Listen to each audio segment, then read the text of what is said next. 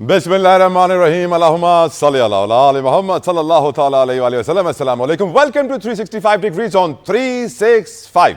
ख़वातीन और हज़रात, पाकिस्तान की तारीख में पहली बार किसी साबिक DG/ISI का फील्ड जनरल कोर्ट मार्शल किया जा रहा है। चार्जशीट तैयार हो गई है।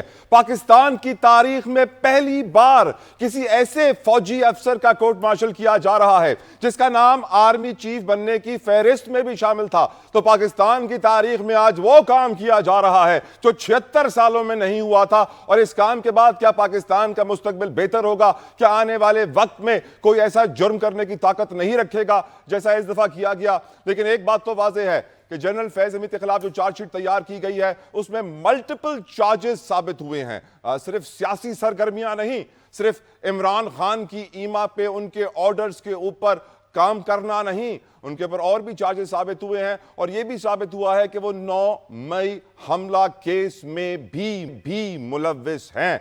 यकीनन अब देखना यह है कि नज़्म ज़ब्त के हवाले से भी क्या इक़दामात किए जाएंगे अफ़वाज पाकिस्तान में, क्योंकि एक ऐसे लेवल के ऑफिसर का कोर्ट मार्शल होना यकीनन बहुत बड़ी खबर है। चार्जशीट तैयार हो गई है और अब इसका फाइनल स्टेज आने वाला है जिसमें सजा होगी।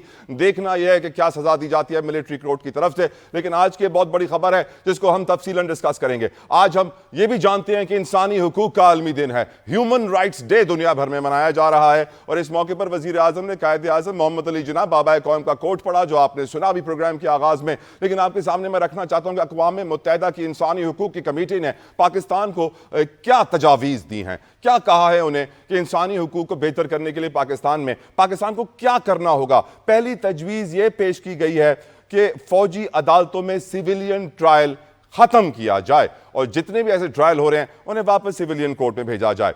इंटरनेट की बंदिश, सोशल मीडिया पर पाबंदियां खत्म की जाएं, ये बिल्कुल इंसानी हुकूक के खिलाफ हैं। ये भी कहा है कि मुहाजिरीन के लिए कोई कानून बनाया जाए जिसके बाद उनको जबरी वापसी का सामना ना करना पड़े। ये भी कहा है कानूनी फ्रेमवर्क और पॉलिसीज का जायजा लेना चाहिए, जैसे कि exit control list, black list, visa control list. ये भी कहा है कि तलबा यूनियंस पर पाबंदी खत्म की जाए। तो आज के हम प्रोग्राम में तफसीलन इस इशू के ऊपर भी डिस्कशन करेंगे। हम ये भी जानते हैं कि कौमी असम्बली का इजलास जारी है जिसमें पीका एक्ट की तरमीम शामिल है। पीका एक्ट जो कि हम जानते हैं फेक न्यूज़ के हवाले से आर्मी चीफ साहब ने भी पैगाम दिया था, हमारे प्राइम मिनिस्टर ने भी दिया था, हर लेवल के ऊपर ये स्टेटमेंट दी गई थी कि पाकिस्तान फेक न्यूज़ से निपटने के लिए तैयार होने जा रहा है। अब कानून साजी भी होगी आज के इजलास में। आज का इजलास 5-6 बजे शुरू होना था, ताखीर से शुरू हुआ है और उसमें इस वक्त तक तो सियासी गुफ्तगू हो रही है। देखते हैं कि आज ह्यूमन राइट्स डे पे क्या हमारी असम्बली, हमारे मुकन्नना कानून साज अवाम के लिए कोई कानून बनाएंगे या नहीं, तवक्को तो नहीं है। खैर, डिस्कशन का आगाज करेंगे। मेरे साथ इस वक्त मौजूद है ब्रिगेडियर रिटायर्ड अहमद सईद मिन्हाज साहब, किसी तारुफ के मोहताज नहीं है, दिफाई ब्रिगेडियर साहब, thank you very much for your time. My first question to you sir, मेरे ख्याल से हिस्ट्री में कभी मैंने नहीं देखा कि साबिक DG/ISI का कोर्ट मार्शल पाकिस्तान में हुआ हो, किसी ऐसे ऑफिसर का कोर्ट मार्शल जिसका नाम आर्मी चीफ की लिस्ट में शामिल हो। चार्जशीट तैयार हो गई है, मल्टीपल चार्जेस हैं। सर, इसका इंपैक्ट क्या देख रहे हैं, इसका लॉन्ग टर्म रिजल्ट क्या देख रहे हैं? डू यू थिंक आने वाले वक्त में कोई अफसर ऐसी हिम्मत नहीं करेगा जो फैज हमीद ने की?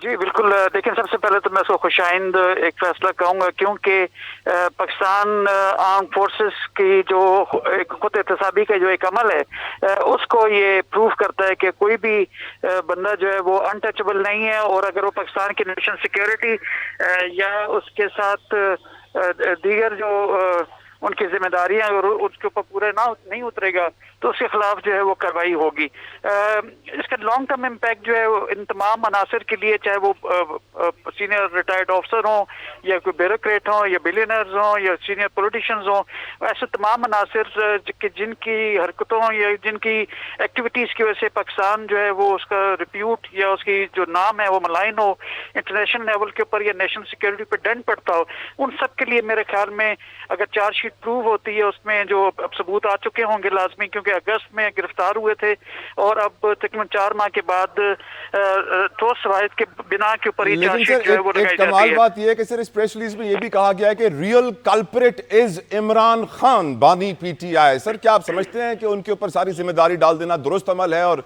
जनरल फैज एक मासूम से इंसान थे जिनको उन्होंने वरगला के सारे काम करवाए? نہیں دیکھیں اس وقت میرا نہیں خیال پریس ریلیز کے اندر کسی پولیٹیشین کا نام لیا گیا ہے، لیکن کیا سرائیاں ضرور اس وقت پریس میں جاری ہیں کہ شاید ان کو ٹارگٹ کیا جا رہا ہے. لیکن اگر اس طرح سے ہے بھی، اگر 9 مئی کے حساب سے کوئی اس طرح کی فیسیلیٹیشن کی گئی ہے کہ جس میں پاکستان کی ریپیوٹ یا آرم فورسز کی جو ایک رومانس تھا عوام کے ساتھ اس کو دور کرنے یا اس میں خلش ایک گیپ پیدا کرنے کی نیت کے ساتھ اگر کچھ کیا گیا ہے، تو میں سمجھتا ہوں کہ اس کے لیے یہ چارج شیٹ جو ہے وہ مناسب ہے. کیونکہ آپ جتنے ویسٹرن اسکالرس کو دیکھیں تو جہاں وہ پارلیمنٹ کو کہتے ہیں کہ یہ ان کی سینٹر آف گریوٹی ہے کسی بھی ملک کی، تو وہاں پہ آرم فورسز کو جو ہے اس کو بھی سینٹر آف گریوٹی پاکستان کی وہ مانتے ہیں. تو اگر سینٹر آف گریوٹی کو ہلانے کی کوشش کی گئی ہے کہ جس میں پاکستان کی نیشنل سیکیورٹی جو ہے اس کو ڈائریکٹلی جو ہے چیلنج کیا گیا ہو، تو میں سمجھتا ہوں کہ پھر وہ کوئی بھی پولیٹیشین ہو، چاہے وہ کسی پولیٹیکل پارٹی کا لیڈر ہو یا کسی سینئر ریٹائرڈ آرمی آفیسر ہو، ویسے تو پھر اس کے خلاف.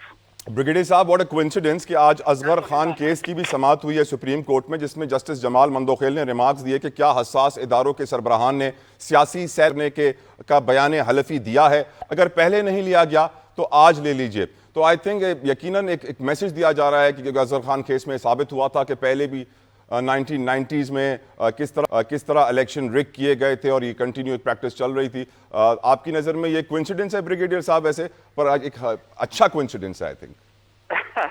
اس کے اوپر میری چونکہ ایکسپرٹیز نہیں ہے، میں اتنا سے شاید جواب نہ دے پاؤں گا. چلیں رائٹ بریگیڈیئر صاحب. ساتھ ساتھ ویلکم کرنا چاہوں گا میں اپنے پینل کو. احمد اویس صاحب نے مجھے جوائن کیا ہے فرام پاکستان تحریک انصاف، علی گوہر بلوچ صاحب from PMLN، barrister Aamir Hassan صاحب نے مجھے جوائن کیا ہے فرام پاکستان پیپلز پارٹی. تمام مہمانوں کا بے حد مشکور، شکر گزار ان کے قیمتی وقت کے لیے.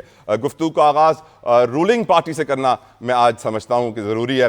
اور علی گوہر بلوچ صاحب، یا ثابت ہو رہا ہے آج اس کورٹ مارشل سے اور اس چارج شیٹ سے کہ سیاسی مداخلت افواج پاکستان کے افسران تاریخ میں کرتے آئے ہیں. اصغر خان کیس ایک بہت بڑی مثال ہے. اس میں 1990s میں اس کے اندر تو یقیناً بہت سارے ایشوز ریز کیے گئے اور مانا گیا ہے عدالت کے اندر کس طریقے سے الیکشنز ریگ ہوتے تھے. اور یہ مسئلہ آج بھی سیاسی جماعتوں نے اٹھایا ہوا ہے کہ الیکشنز ریگ ہو رہے ہیں، مینڈیٹ چرایا جا رہا ہے. آپ کی نظر میں سر کیا امپیکٹ ہوگا اتنے بڑے آفیسر کے کورٹ مارشل کا، اور آپ سمجھتے ہیں کہ کیا اب سیاست میں مداخلت بند ہو جائے گی ایسے آفیسرز کی جانب سے، یا یہ روش جاری رہے گی؟ بسم اللہ الرحمن الرحیم. دیکھیں اس چیز کے تو سب سے بڑے جو متاثرین ہیں اس میں PMLN جو ہے وہ سرفہرست ہے.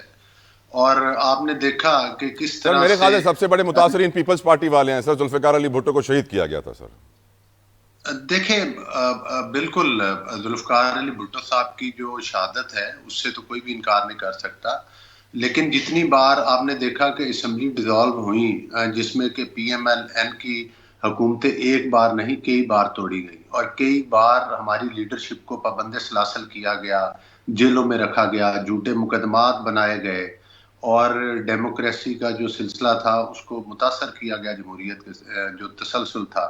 اور میں سمجھتا ہوں کہ یہی وجہ ہے کہ پاکستان ترقی کی راہ میں جو رکاوٹیں ہماری میں آئیں اس کی ایک بڑی وجہ یہ بھی ہے. دوسرا ساتھ ساتھ یہ بتانا چاہوں گا کہ ماضی قریب میں 2018 میں جو RTS سسٹم کے ذریعے الیکشن چوری کیے گئے تھے تو اس کے متاثرین میں بھی PMLN ہی تھی. اور ظاہر ہے نواز شریف صاحب کو جھوٹے مقدمات میں پھنسایا گیا، اور اس کے بعد یہ ساری چیزیں ایکسپوز بھی ہوں گی اور کئی کرداروں نے تو خود تسلیم بھی کر لیا، لیکن چلے وہ ایک الگ بحث ہے. بہرحال آپ نے دیکھا کہ اس چیز کا اعادہ جو ہے وہ ہماری اسٹیبلشمنٹ نے کیا کہ اب وہ کسی پارٹی کے ساتھ بات چیت نہیں کریں گے اور سیاست میں مداخلت نہیں کریں گے. تو وہ جو حکومت RTS سسٹم کے ذریعے آئی تھی وہ اپنے ہی وزن کے ساتھ نیچے گر گئی. تو میں سمجھتا ہوں کہ بالکل یہ ایک خوشائی بات ہے. اب مداخلت نہیں، آپ کی رائے میں اب مداخلت کبھی نہیں ہوگی؟ اب اچھا میسج چلا گیا ہے خود احتسابی کا. نہیں دیکھیں ہم یہ توقع کرتے ہیں کہ مداخلت نہیں ہوگی، لیکن اس چیز کا تو پھر وقت بتائے گا کہ مداخلت ہوئی ہے یا نہیں ہوئی. میں اور آپ گارنٹی تو نہیں کر سکتے. آج مداخلت ہے بلوچ صاحب؟ آج مداخلت ہے؟ میں نہیں سمجھتا کہ ظاہر ہے ایک پارٹی جس نے 9 مئی کے واقعات کیے ہیں، جس نے پاکستان کے ہر فورم پر مخالفت کی ہے، جس نے IMF کو خطوط لکھے ہیں، ایک جتھے اور گروپ ہیں جو اس قسم کا پروپیگنڈا کر رہے ہیں. میرا خیال ہے کہ اگر یہ مداخلت ہونی ہوتی تو اب تک یہ ڈیل اور ڈھیل کی کئی آپ نے بیانات سنے ہیں، لیکن کہیں سے آپ کو کچھ نظر نہیں آیا. اور یہ بدقسمتی ہے کہ وہ کسی قانون اور آئین پر جو ہے وہ پارٹی یقین نہیں رکھتی، اور آج بھی وہ تو بانگ دہل کہتے ہیں کہ ہم صرف اسٹیبلشمنٹ سے بات کریں گے. تو پھر اسٹیبلشمنٹ سے بات کرنے کا کیا مقصد ہے؟ اگر اسٹیبلشمنٹ نے ان سے بات کرنی ہوتی تو آج تک ہو جاتی ان کی بات چیت. تو میرا خیال ہے کہ وہ آج بھی وہی چور دروازہ ڈھونڈتے ہیں جو 2018 میں ان کو ملا تھا. لیکن الحمدللہ پاکستان جو ہے وہ ایک، میں سمجھتا ہوں کہ بہتری کی طرف معاشی طور پہ چل پڑا ہے. مہنگائی میں کافی حد تک کمی ضرور آئی ہے، لیکن ابھی ہمارے معاشی چیلنجز بہت بڑے بڑے ہیں جن کو ہم نے جب تک بلوچ صاحب چور دروازہ بند نہیں ہوگا، میں نہیں سمجھتا کہ ہمارے معاشی چیلنجز ختم ہو سکتے ہیں. چوری اور سینہ زوری کا خاتمہ ہونا پاکستان کی اس وقت بڑی ضرورت ہے. الاؤ می ڈسکشن کو میں پیپلز پارٹی کی طرف لے جاؤں. بیرسٹر عامر حسن صاحب، آپ کی نظر میں کیا اب مداخلت نہیں ہوگی؟ کیا آپ بھی سمجھتے ہیں جس طرح پریس ریلیز میں اندیا دیا گیا ہے کہ ریئل کلپریٹ از عمران خان؟ کیا فیض حمید اتنے معصوم تھے، اتنے نائیف تھے کہ بانی پی ٹی آئی ان کو منور کر جاتے تھے اور ان سے اپنے کام نکلوا لیتے تھے؟ اور کیا آج ایک اچھا میسج اور اچھا دن ہے پاکستان کی سیاست کے لیے؟ کیونکہ ایک بار پھر معلوم پڑ گیا ہے کہ کس طرح عمل دخل رہا ہے ہمارے افواج پاکستان کے بڑے بڑے آفیسرز کا سیاست میں. بہت شکریہ جتوئی صاحب. دیکھیے، یہ کہنا کہ دخل اندازی ہوگی یا نہیں ہوگی، لیکن ایک چیز ہے کہ آہستہ آہستہ اسٹیبلشمنٹ کا رول کم ہوا ہے، لیکن عمران ختم خان نہیں ہوا ہے. آپ یہ نہیں کہہ سکتے ختم ہوا ہے، آپ کہہ رہے ہیں کم ہوا ہے. کہیں پہ بھی نہیں ہوتا. جو جمہوری معاشرے میں، کیا امریکہ میں انویزیبل گورنمنٹ کا تصور نہیں ہے؟ کیا یو کے اندر تصور نہیں ہے؟ ہر جگہ پہ ہے، بھلے کوئی بھی ملک ہو، لیکن اس کا رول اتنا ہی ہونا چاہیے کہ جتنا کہ جمہوریتوں کے اندر ہوتا ہے. لیکن پاکستان کے اندر اتنا نہیں رہا. 2018 میں یہ بہت بڑا ہے، اور اس کا اگر آپ کہہ رہے ہیں کہ فیض حمید صاحب مظلوم نہیں ہے، تو کیا عمران خان صاحب مظلوم ہے؟ مظلوم دونوں نہیں ہیں. دونوں ایک دوسرے کا فائدہ لینا چاہ رہے تھے، دونوں جمہوریت سے ہٹ کے ایک فیشسٹ نظام لانا چاہ رہے تھے، اور 4 سال انہوں نے اسے ایکسرسائز بھی کیا. اپنی مرضی کے ساتھ افغان ایشو ہو، پارلیمنٹ کا چلانا ہو، جمہوریت کا چلانا ہو، مخالف سیاسی رہنماؤں سے گفتگو نہ کرنا ہو. طالبان کے ساتھ گفتگو کر لی جاتی تھی، سیاسی جماعتوں کے ساتھ جو 2 فٹ کے فاصلے میں پارلیمنٹ میں بیٹھی ہیں انہیں غدار اور چور ڈاکو کہا جاتا تھا. اور پارلیمنٹ کا اجلاس کون بلاتا تھا؟ عمران خان صاحب کی سٹیٹمنٹ ہے. بجٹ کون منظور کرواتا تھا؟ عمران خان صاحب کی سٹیٹمنٹ ہے. اتحادی کون لے کے آتا تھا؟ عمران خان صاحب کی سٹیٹمنٹ ہے. تو یہ ساری چیزیں آپ کے سامنے ہیں. پھر کسی سیاسی جماعت نے آج تک یہ نہیں کیا کہ آرمی چیف کے تقرر کے اوپر اس نے ریلیاں کی ہوں اور جی ایچ کیو کے اوپر حملہ آور ہوئی ہو جلوس لے کے کہ فلاں کا تقرر کرو اور فلاں کا نہ کرو. اور جب ایک senior most general army chief بن رہا تھا تو اس وقت یہ تقاضا کرنا 6 نمبر والے کو آپ آرمی چیف بنائے ہے. تو اب یہ اگر کھل رہا ہے تو اتنی اچنبے کی بات نہیں ہے. یہ پاکستان کے اندر آپ نے دیکھا ہے، یہ کوئی ایسی بات نہیں ہے کہ بڑی کوئی حیران کن باتیں. میں تو سمجھتا ہوں کہ جو ان کی وجہ سے یہ آیا ہے نظام جسے آپ لوگ سارے کہتے ہیں ہائبرڈ سسٹم ہے، تو یہ آیا تو 2018 میں بہت زیادہ اوپر ہو کے، اور آج بھی ہوگا. میں یہ نہیں کہتا آج کم نہیں ہوا، آج بھی ہے، لیکن اسے بہتر ہونا چاہیے. یعنی آپ یہ مانتے ہیں کہ سر ذوالفقار بھٹو کی شہادت کے بعد پاکستان میں ہائبرڈ سسٹم ہی چلا ہے؟ میں اسی کو مجھے تھوڑا ٹائم بھی چاہیے، کیونکہ میرے بھائی علی گوہر صاحب اگر کلیئر کر دیتے تو مجھے ضرورت نہ پڑتی تاریخ کی تصحیح کی. ایک تو دیکھیے ظلم کتنا ہوا. ذوالفقار علی بھٹو کی شہادت، محترمہ کی 30 سالہ سیاسی زندگی میں 27 سال مقدمات بھگتنا پورے پاکستان میں، آصف علی زرداری صاحب کی 14 سال بے گناہ قید، اور اس کے باوجود انہوں نے کہا اسمبلیاں ٹوٹی. ہماری 2 اسمبلیاں ٹوٹی، 88 میں والی 90 میں اور 96 میں، اور دونوں بحال نہیں ہوئی. اور ان کی اسمبلیاں تو بحال ہوتی رہی ہیں. تو ان کے ساتھ تو عدلیہ ملک کیوم والا سلوک کرتی رہی ہے. ان کے ساتھ تو بڑا اچھا سلوک رہا ہے. 88 میں ہمارے الیکشن چوری ہوئے، 90 میں ہمارے الیکشن چوری ہوئے.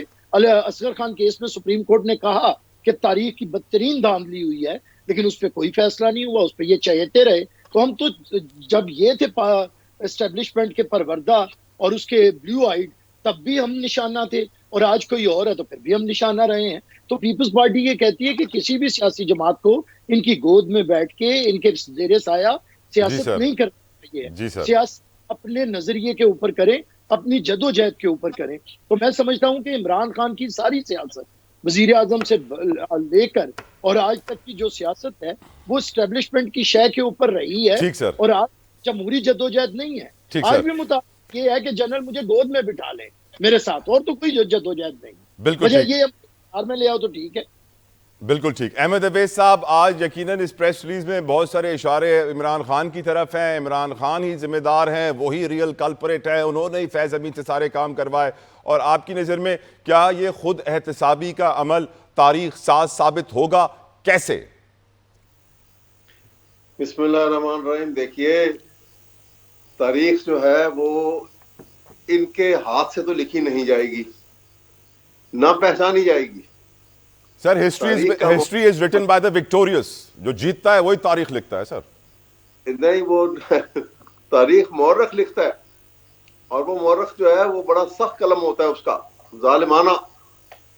وہ تاریخ میں کون بہہ جائے گا اور کون اجاگر ہوگا وہ مورخ لکھے گا. بات یہ ہے کہ دیکھیے, یہ بات آپ نے ٹھیک کہی کہ یہ اس وقت جو ہے, جو جس طریقے سے وہ جنرل فیض حمید صاحب کے ساتھ جو اس وقت ان کو سیاست میں ملوث بات اور ساری کی جا رہی ہے, دو آسپیکٹ ہیں. ایک تو بڑی واضح ہے کہ فیض حمید صاحب جو ہیں وہ ایک بہانہ ہے, اور اصل نشانہ جو ہے وہ عمران خان ہے. ایک تو یہ آسپیکٹ ہے, اور دوسرا یہ کہ یہ کہتے ہیں کہ سیاست میں ملوث ہوئے کیونکہ اس لیے ان کو سزا ملنی چاہیے اور چارج شیٹ کیا گیا ان کو. تو میں پوچھتا ہوں جنرل صاحب سے, ہمارے چیف آرمی اسٹاف سے مؤدبانہ طریقے سے, کہ آپ کو شاید معلوم نہیں ہوگا کہ آپ کے نیچے جو کمانڈ میں جو کام کر رہے ہیں کس حد تک سیاست میں ملوث ہوئے. پی ڈی ایم کی حکومت سے لے کے اب تک کے سارے واقعات کو اگر سامنے رکھ دیا جائے تو ان کے اوپر بھی نظر رکھیے آپ. اور جہاں ان کو پکڑا اچھا کیا آپ نے کہ اگر ملوث ہیں تو پکڑ لیا آپ نے, لیکن احمد صاحب I'll come back and continue from you. I'm so sorry to interrupt sir, لیکن مجبور ہوں بریک کا. مجھے viewers will take a break. We'll be right back. Stay with us. قومی اسمبلی کا اجلاس جاری ہے, جس میں اب سے کچھ دیر پہلے ہمارے وفاقی وزیر دفاع خواجہ آصف صاحب خطاب کر رہے تھے, اور وہ کہتے ہیں کہ پی ٹی آئی کے اندر بھرپور اختلافات جاری ہیں. پی ٹی آئی قیادت سنجانی پر احتجاج کرنے کے لیے رضامند تھی, لیکن ایک صاحبہ تھیں جو نہیں مانی, اور یہ بھی کہا کہ اب صرف 12 ہی ان کے پاس لاشیں ہیں اور ان کے پاس کچھ نہیں ہے. میں گفتگو کروں گا اس کے اوپر. احمد اویس صاحب آپ سے کنٹینیو کرنا چاہوں گا, کیونکہ آپ پہلے آپ کو میں نے انٹرپٹ کیا تھا بریک کی وجہ سے. یہ بتائیے سر کہ اب اختلافات کی خبریں ہر طرف سے آ رہی ہیں. اڈیالہ کی آخری سماعت کے اندر ہی بتایا جا رہا ہے کہ علیمہ خان صاحبہ کی کچھ نوک جھوک جو ہے بیرسٹر گوہر کے ساتھ ہو گئی تھی. عدالتی معاملات میں پی ٹی آئی کے لیے مشکلات کم نہیں ہو رہی. فیض حمید کے کورٹ مارشل سے لوگ یہی سوال پوچھ رہے ہیں کہ اب تو عمران خان گیا, آپ کیا کہیں گے سر؟ دیکھیے میں تو بات ابھی میری پہلے بھی مکمل نہیں ہوئی تھی, بیچ میں آپ کی بریک آ گئی, اسی لیے I'm continuing from you sir. میں اسی لیے اس کو کنٹینیو کر رہا ہوں کہ میں یہ کہوں کہ سوال یہ ہے کہ یہ کسی فوجی آفیسر کا, چاہے وہ جرنیل ہے یا اس سے کم درجہ رکھتا ہے, دونوں صورتوں میں اس کا سیاست میں ملوث ہونا یہ اس کے اوتھ کی وائلیشن ہے, اور بڑا اسٹرکٹلی اس کو ٹیک اپ کرنا چاہیے. میں اپریشیٹ کرتا ہوں یہ جو انیشیٹو لی, لیکن اس کو ڈسکریمنیٹ نہ کریں. میں جنرل صاحب سے یہ کہوں گا کہ آپ کے نیچے بہت سارے آفیسر ہیں, شاید آپ کو نہیں معلوم ہوگا کہ جو انتہائی حد تک یہ سیاست میں ملوث ہو کے انہوں نے پاکستان کی سیاست میں کافی تباہی مچائی ہے, اور ان کے خلاف بھی کارروائی ہونی چاہیے. مثلا آپ دیکھیے کہ ابھی الیکشن ہو گئے 8 فروری کو, تو فروری کے الیکشن کے بعد ہر پارٹی جو ہے اس نے سینٹ کے الیکشن کے لیے اپنے کینڈیڈیٹ کھڑے کر دیے, اور پھر ان کو اپنے کینڈیڈیٹ کو وڈرا کر کے محسن نقوی صاحب کو اور فیصل واڈا صاحب کو الیکٹ کروانا پڑا. تو یہ کیوں ہوا؟ تو آپ کہہ رہے ہیں محسن نقوی اور فیصل واڈا مداخلت ثابت کرتے ہیں؟ یہ مداخلت ثابت کر رہے ہیں. اب یہ ان کی بھی انکوائری آپ کروائیں گے تو آپ کو فوراً پتہ لگ جائے گا کہ کون کون ملوث سے. مت چھوڑیں ان کو بھی, اس کو بھی سخت سزا دیں, لیکن ان کو بھی مت چھوڑیں. اسی طرح سے جب عمران خان کا ٹرائل ہو رہا تھا 3 کیسز کے اندر, اور ادھر الیکشن کا ٹائم آ رہا تھا, تو ایک دم سے 10 دن کے اندر ان کے 3 کیسوں کے فیصلہ سنا دیے گئے. اور ان 3 کیسوں کے فیصلہ سنانے کے لیے وہ جو جج صاحبان تھے جو ڈے ٹرائل کر رہے تھے, ان کو کہا گیا کہ تم آدھی رات تک بیٹھ کے ان کا کیس مکمل کرو. اب ڈیوٹی روسٹر میں تو یہ لکھا نہیں ہوا تھا, اور ڈیوٹی روسٹر تو ہائی کورٹ بناتی ہے. تو کس نے ان کو کہا تھا کہ تم 12 بجے دوسری ڈیوٹی روسٹر کو اگنور کر کے رات کے 12-1 بجے تک بیٹھ کے کرو, ورنہ تمہارے خلاف کارروائی ہوگی یا تمہاری سرزنش ہوگی. کیونکہ وہ کہتے تھے یار ہماری تو مجبوری ہے, ہم نے تو بیٹھنا ہے, ہم اٹھ نہیں سکتے.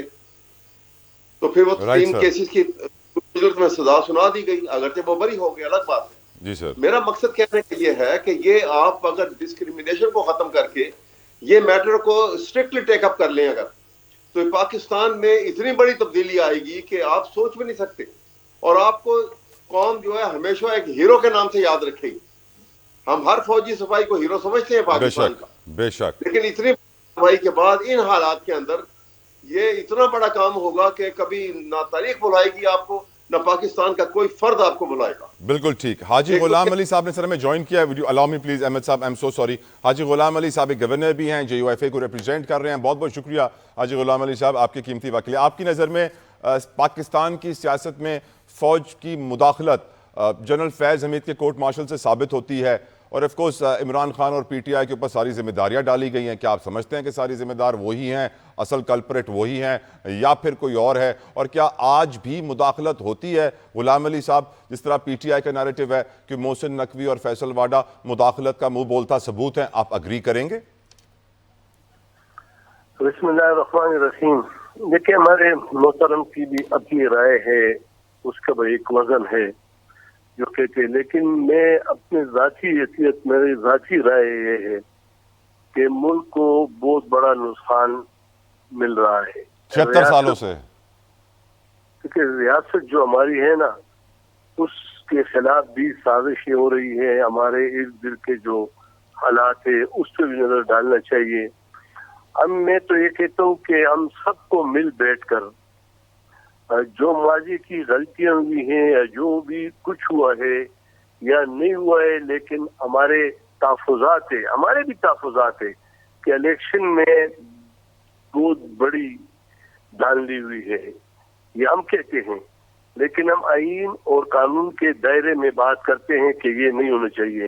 تو میں تو یہ کہتا ہوں کہ تمام سیاسی جماعتیں, ہمارے تمام ادارے مل بیٹھ کر ماضی کو چھوڑ کر مستقبل کے لیے ایسا لائے عمل تیار کر لے کہ ہم ملک کو ایک آزادانہ, منصفانہ, غیر جانبدارانہ ایسے الیکشن کرانے دیں کہ کوئی بھی جماعت یا کارکن یا ممبر انگلی نہ اٹھا سکے. کیونکہ ملک کی اب دنیا کو دیکھ لو, دنیا آسمان کو چھو رہی ہے, اور ہم آپس کے اختلافات ہمارے دن پہ دن زیادہ ہو رہے ہیں. اور جب ہم آپس کے اختلافات بڑھاتے جائیں گے تو ملک کمزور ہوگا. اللہ نہ کرے ملک کی معاشی اور سیاسی صورتحال کمزور ہوگی. ہم نوجوانوں کو ان کے سوچ اور فکر کے مطابق نہ ترقی دے سکیں گے, نہ روزگار دے سکیں گے. تو اس کا جو لاوا پکے گا وہ خدا نہ خواستہ بڑا خطرناک ہوگا. ہم پر بھی ذمہ داری ہے, تمام سیاسی جماعتوں کے قائدین پر بھی ذمہ داری ہے, سب کی ذمہ داری کہ ہم بیٹھ کر سیاسی قائدین بیٹھ کر اس مسئلے کا حل نکالے. دشمنیاں ختم نہیں ہو رہی حاجی صاحب, سیاسی دشمنیاں ختم ہو جائیں نا. آپ نے درست کہا کہ ماضی کو بھول جائیں, لیکن افسوس کے ساتھ ہر کوئی اپنا بیانیہ جب بھی شروع کرتا ہے تو ماضی کے ساتھ ہی شروع کرتا ہے کہ ہمارے ساتھ یہ ہوا, ہمارے ساتھ یہ ہوا. میں پوچھنا چاہوں گا اب بیرسٹر عامر حسن صاحب سے, آپ کی نظر میں سر کیا اس وقت محسن نقوی, فیصل واڈا مداخلت کی نشانی ہے, اور کیا آپ کی نظر میں ماضی کو بھول کر سیاسی جماعتیں ایک پیج پر آ سکتی ہیں, کیونکہ آپ کے لیڈر تو مفاہمت کے بادشاہ بھی کہلاتے ہیں؟ دیکھیے کوئی ایک سینیٹر آ جائے یا کوئی ایک وزیر آ جائے مداخلت کی نشانی, یہاں پہ تو حکومتیں پوری میں نے آپ کو بتایا کہ ان کی مداخلت کی نشانی کیا, ان کے نامنیز ہوتے تھے, اور انہی کے کیا پاکستان کے اندر یہ نہیں دیکھا, وہ آج کل موصوف PTI کے صدر ہیں جو کہتے تھے ہم وردی میں بار بار جنرل مشرف کو منتخب کروائیں گے, اور پھر ان کی دور میں آپ نے سنا کہ قوم کا باپ ہوتا ہے آرمی چیف, اور کہاں سے آئے. تو میں سمجھتا ہوں یہ, میں نے تو پہلے یہ کہا کہ اچھی بات نہیں ہے, ہمیں آگے بڑھنا ہے, لیکن یہ جو ہائیبرڈ نظام لے کے آئے ہیں اب اسے بھگتنا پڑ رہا ہے. جو پولیٹیکل سپیس پولیٹیکل پارٹیز نے دہائیوں کی سٹرگل سے حاصل کی تھی اسے گنوا دیا ایک شخص نے. اب اگر آج بھی وہ پولیٹیکل فورسز کے ساتھ بیٹھے گا، پولیٹیکل فورسز بیٹھیں گی تو حل نکل سکتا ہے، کیوں نہیں نکل سکتا؟ تو یہی پاکستان پیپلز پارٹی نے کیا ہے. آپ نے کہا مفاہمت کے بادشاہ، بالکل وہ آج پریزیڈنٹ آف پاکستان ہے. انہوں نے جنرل مشرف کے پریزیڈنشل اختیارات واپس لوٹائے پارلیمنٹ کو، اور پارلیمنٹ سے گورنمنٹ کو آئے، اور صوبوں کو صوبائی خود مختاری دی. پولیٹیکل پارٹیز کے ساتھ کبھی انتقام نہیں لیا. ہمارے دور میں کبھی کوئی سیاسی قیدی نہیں ہوتا ہے. ہم کسی کو قید نہیں رکھنا چاہتے ہیں، ہم کسی کے خلاف بد زبانی نہیں کرتے ہیں، ہم کسی کے حق کو اسے مقید نہیں کرتے ہیں. تو میں یہ سمجھتا ہوں کہ پیپلز پارٹی تو اس کی سرخیل ہے، اس کی علم بردار ہے. یہی ہم سیاسی جماعتوں سے کہتے ہیں. تو آج بھی رائٹ بیسٹ صاحب علامی میں حکومت کا بھی اس میں نریٹو جانوں. بلوچ صاحب آپ کی نظر میں، کیونکہ بچہ پاکستان کا جانتا ہے کہ نون کی اگر حکومت ہوگی تو وزارت داخلہ رانا ثناء اللہ کو ملے گی، وزارت خزانہ اسحاق ڈار کو ملے گی. اسی طریقے سے اب جو محسن نقوی اور فیصل واڈا کے لیے کہا گیا، کیا آپ اس سے اتفاق کرتے ہیں؟ اور کیا اس ہائبرڈ نظام کے اندر آج بھی مداخلت ہے؟ کیا اس کو روکنے کی ضرورت ہے بلوچ صاحب؟ دیکھیں، چیزوں کو منیمائز کیا جا سکتا ہے اور کافی حد تک ہوئی بھی ہیں. اور ظاہر ہے کہ آپ جو کہہ رہے ہیں کہ رانا ثناء اللہ صاحب کا نام لے رہے ہیں، اسحاق ڈار صاحب کا نام لے رہے ہیں، تو ظاہر ہے رانا ثناء اللہ صاحب اپنا ایک تجربہ رکھتے ہیں، لیکن یہ پھر پرائم منسٹر کی مرضی ہوتی ہے کہ وہ کس بندے کو کس وزارت کے لیے یا کس سیٹ کے لیے وہ موضوع سمجھتے ہیں. اگر پرائم منسٹر کی مرضی سے سر فیصل واڈا سینیٹر بنے ہیں تو پھر ان کو آپ اپنی جماعت کا بھی ٹیگ دیتے نا سر؟ نہیں، دیکھیں، پہلی بات تو یہ ہے کہ فیصل واڈا صاحب جو ہیں وہ سندھ سے بنے ہیں سینیٹر، اور ہمیں ان کے سینیٹر بننے پہ کوئی اعتراض نہیں ہے. اور ظاہر ہے وہ پہلے ممبر پارلیمنٹ بھی رہے، اور وہ لیکن وہ کوئی نون لیگ کے ترجمان نہیں ہے. ظاہر ہے وہ اپنی ایک شناخت رکھتے ہیں. اور وہ کس کے ترجمان ہیں بلوچ صاحب؟ ویسے آپ کی نظر میں وہ کس کے ترجمان ہیں؟ دیکھیں، میرا خیال ہے کہ وہ ظاہر ہے کہ وہ اپنی ذات کے خود ہی جواب دہ ہیں، اور یہ تو آپ کو ان سے پوچھنا چاہیے کہ وہ کس کے ترجمان ہیں. مجھ سے پوچھیں کہ نون لیگ کا، تو پھر جو وزیر اطلاعات اور نشریات ہیں وہ ترجمان ہیں. تو وہ فیصل واڈا صاحب خود بتا سکتے ہیں کہ وہ کس کے ترجمان ہیں اور کس کی زبان بولتے ہیں، اور ان کے بیان خود بتاتے ہیں کہ وہ کس کے ترجمان ہیں. دوسری بات یہ ہے کہ میں بالکل بیرسٹر صاحب کی بات سے اتفاق کرتا ہوں کہ ایک آدمی جو آج بھی یہ کہتا ہے کہ میں بات کروں گا تو اسٹیبلشمنٹ سے کروں گا، وہ سیاست پہ یقین نہیں رکھتا. یہی وجہ ہے کہ وہ کے پی کے سے اسلحہ لے کر وفاق کے اوپر حملہ آور ہوتا ہے. اس کا وزیر اعلیٰ جب آتا ہے تو وہ کہتا ہے کہ گولی کا جواب گولی سے دیں گے. تو آج بھی ان 9 مئی کے واقعات میں جو لوگ ملوث ہیں، آج بھی ان کے ارادے اور ان کی نیتیں اور ان کا طریقہ کار تبدیل نہیں ہوا. لیکن ایک چیز اب میں بھی سمجھتا ہوں کہ نوشتہ دیوار ہے کہ اس ملک کے اندر سیاست کے نام کے اوپر جو جتھا گردی ہوتی ہے اور جو غنڈہ گردی ہوتی ہے، اب ریاست حکومت نے کم از کم یہ فیصلہ ضرور کر لیا کہ اس کی ہرگز اجازت نہیں دی جائے گی. لیکن اگر ہم لوگ یہ چاہتے ہیں کہ سیاست میں مداخلت کم ہو، تو پھر یہ تمام پولیٹیکل پارٹیز کی ذمہ داری ہے. جب تک وہ ایک پیج پر اکٹھے ہو کے کوئی لائحہ عمل نہیں بنائیں گے تو وہ کس طرح کہہ سکتے ہیں کہ وہ چاہتے ہیں کہ سیاست میں مداخلت نہیں ہونی چاہیے. جو آج بھی کہتا ہے کہ بھائی میں اگر بات کروں گا تو اسٹیبلشمنٹ کے ساتھ کروں گا، کسی سیاسی پارٹی کے ساتھ نہیں کروں گا، جس کی پہچان یہ ہو کہ اس کی پارٹی کو پنجاب جیسے صوبے کو بزدار اور فرا گوگی چلاتی رہی ہوں پیسوں کے لین دین کر کے، وہ تمام باقی پولیٹیکل پارٹیز کو چور اور ڈاکو کہتا ہے. Let me take a break, sir. Let me take a break. Baloch صاحب, so sorry, I have to take a break. Viewers, break لیتے ہیں, break سے واپس آئیں گے, آگے بڑھائیں گے, بتائیں گے آپ کو عدالتی کارروائی اور عدالتی معاملات کے بارے میں آج کیا کیا ہوا پاکستان میں. After this break. 26ویں آئینی ترمیم کے بعد عوام کو یہ کہا گیا تھا کہ اب کیسز جلدی جلدی نپٹائے جائیں گے, بیک لاگ ختم ہوگا, لیکن بالکل بھی ایسا نہیں دیکھا جا رہا, بلکہ 26ویں آئینی ترمیم کے بعد تو اور بیک لاگ بڑھ رہا ہے, کیونکہ اسی کے خلاف اتنی ساری درخواستیں آ گئی ہیں. چیف جسٹس یحییٰ آفریدی دور دراز علاقوں کا دورہ کر رہے ہیں. آج کے کیسز کا آپ کو احاطہ دوں تو ہم یہ جانتے ہیں کہ 9 مئی GHQ حملہ کیس آگے نہ بڑھ سکا, ATC کے جج رخصت پہ چلے گئے. ہم جانتے ہیں کہ عمران خان کے خلاف توہین عدالت کی حکومتی درخواست کی کارروائی غیر معینہ مدت تک ملتوی کر دی گئی. ہم جانتے ہیں سویلین کا ملٹری کورٹ ٹرائل کا کیس آگے نہ بڑھ سکا, وزارت دفاع کے وکیل خواجہ حارث بیمار پڑ گئے. آخر احمد اویس صاحب یہ عدالتی کارروائی میں اتنی تاخیر کیوں، اسپیشلی جہاں عمران خان اور پی ٹی آئی کا کیس کوئی آ جائے یا ان سے کنیکٹڈ کوئی کیس آ جائے؟ Y is that sir? اور کیا آپ بھی سمجھتے ہیں کہ جھوٹ بولا گیا تھا کہ کیسز جلدی نپٹائے جائیں گے؟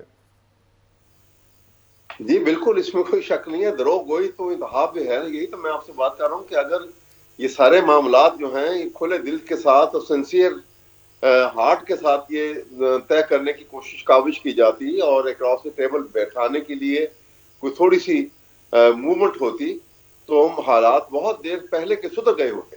لیکن یہاں پر تو پوائنٹ ون کرنے کے لیے آپ جو ہے ون پوائنٹ جو ہے ون سکور اپ کرنے کے لیے آپ ایک طاقت کا سہارا لیتے ہیں اور پھر آپ کے دوسرے کو زیر کرنے کے لیے آپ بروٹل فورس استعمال کرتے ہیں اور ہیومن رائٹس کی جو ہے ان کی وائلیشن اتنی اوپن اور اتنی غلط طریقے سے کی جاتی ہے اور پھر آپ وہ ہیومن رائٹ ڈے بھی مناتے ہیں. یہ منافقت جب تک ختم نہیں کریں گے یہ ملک تو تباہ ہوتا چلا جا رہا ہے اور ان کی تجوریاں بڑھتی چلی جا رہی ہیں. کبھی آپ نے غور کیا ہے؟ ذرا سے تسلی سے حالات کو دیکھیے اور غور کریں. میاں نواز شریف اور فیملی کو ذرا سامنے رکھ لیں کہ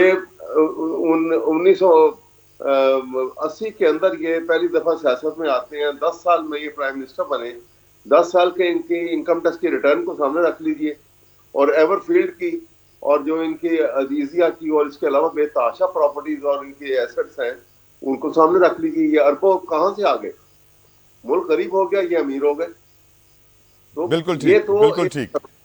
اب میں چاہوں گا کہ پی ایم ایل این کا بھی اس پر نیریٹو جانے. سر بلوچ صاحب, اس بات میں کوئی شک و شبہ نہیں, پوری قوم جانتی ہے 3 کروڑ بچے اسکول سے باہر ہیں, 8 کروڑ پاکستانی نفسیاتی ہیں, 4 کروڑ کے تقریباً بھکاری ہیں, 3.5 کروڑ شوگر کے مریض کم لاحق ہیں, 5.5 لاکھ بچے ہر سال زیادتی کا شکار ہوتے ہیں. اور وہ حکمراں جو انٹرنیٹ بند کرتے ہیں, جو سوشل میڈیا پلیٹ فارمز بند کرتے ہیں, جو طلبہ یونین سے پابندی لگاتے ہیں, وہ ہیومن رائٹس کا ذکر کرتے ہیں. کہ ایسے دن کے اوپر جب ہمارے اخباروں میں خبریں چھپی ہوئی ہیں کہ ایک ریلوے اسٹیشن کے اسٹیشن ماسٹر نے عورت کو 3 دن اپنے آفس میں بند رکھ کے زیادتی کا نشانہ بنایا, مدرسے کے استاد نے لودھرا میں ایک بچے کے ساتھ زیادتی کی. کیا ہمارے لیڈرز کو ہیومن رائٹس کا ذکر کرنا چاہیے یا وہ فارمیلٹی پوری کرنے کے لیے کرتے ہیں, ان کا دل نہیں چاہتا؟ یور ویوز آن اٹ سر.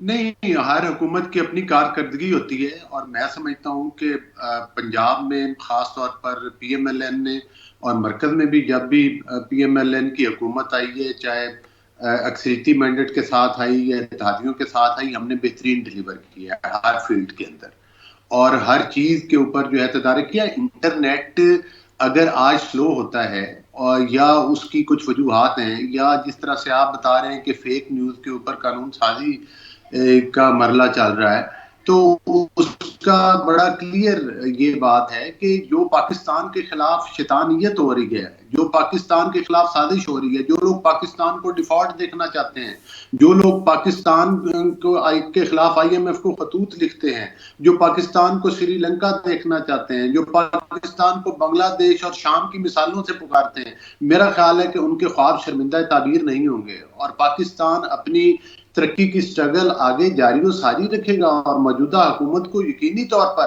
جس طرح سے وہ کہہ کے گئے تھے کہ ہم تو مائنڈ بچھا کے جا رہے ہیں, آج الحمدللہ میں سمجھتا ہوں کہ ان کی نیندیں حرام کیوں ہیں, چونکہ پاکستان میں مہنگائی کی شرح کم ہوئی ہے, پاکستان ترقی کی منازل کی طرف بڑھ رہا ہے, پاکستان کی سٹاکس بے ہو رہی ہیں. تو یقینی طور پر چیلنجز تو ہیں, لیکن اس کے باوجود ان نامزد حالات میں اتحادیوں کی حکومت کے ساتھ اور اپنے اپنے صوبوں میں جو بھی حکومتیں ہیں, میرے خیال ہے ان کو اپنے گریبان میں جھانکنا چاہیے. ایک حکومت ہے وہ اسلحہ لے کر پاکستان کے اوپر ایک صوبائی حکومت حملہ آور ہوتی ہے, دوسری طرف میں بیرسٹر صاحب سے بھی اس پہ اوپینین جاننا چاہتا ہوں. بیرسٹر عامر حسن صاحب, کیا آپ کو لگتا ہے کہ ہمارے سیاستدانوں کے منہ سے انسانی حقوق کا ذکر قوم کو تھوڑا عجیب سا لگتا ہے آپ کی نظر میں؟ دیکھیے, اس طرح سب کو سویپنگ سٹیٹمنٹ اچھی نہیں لگتی جتوئی صاحب. انسانی حقوق کے لیے یہاں پہ جدوجہد بھی ہے, لوگوں نے جانے بھی دی ہے. اب محترمہ بے نظیر بھٹو کی جو 30 سالہ سیاسی جدوجہد ہے, کیا انسانی حقوق کے لیے نہیں تھی؟ اور اس میں انہوں نے اپنی ساری زندگی صرف کر دی اور جان کی قربانی بھی دے دی. تو پھر کہنا کہ سیاستدانوں کے منہ سے نہیں جچتی, تو پھر بتائیے کس کے منہ سے جچے گی انسانی حقوق کی بات؟ آپ بتا دیجئے, کسی بیوروکریٹ کے منہ سے؟ لیکن سر آج کے دور میں سر بے نظیر بھٹو جیسا سیاستدان ڈھونڈنا بھی ناممکن سا ہے سر. سیاستدان ہی ہے نا, بے نظیر بھٹو ہوں شہید ذوالفقار علی بھٹو ہوں، خود آصف علی زرداری ہوں، پھر آج کی قیادت میں چیئرمین بلاول بھٹو کا انسانی حقوق کے لیے جتنی آواز اٹھائی گئی ہے، بتائیے کون اٹھا رہا ہے؟ I'm out of time. Thank you barrister Aamir Hassan sahab, Ahmed Owais صاحب، علی گور بلوچ صاحب، بہت مشکور، شکر گزار. آپ کے لیے شو کا ٹائم تمام ہوتا ہے.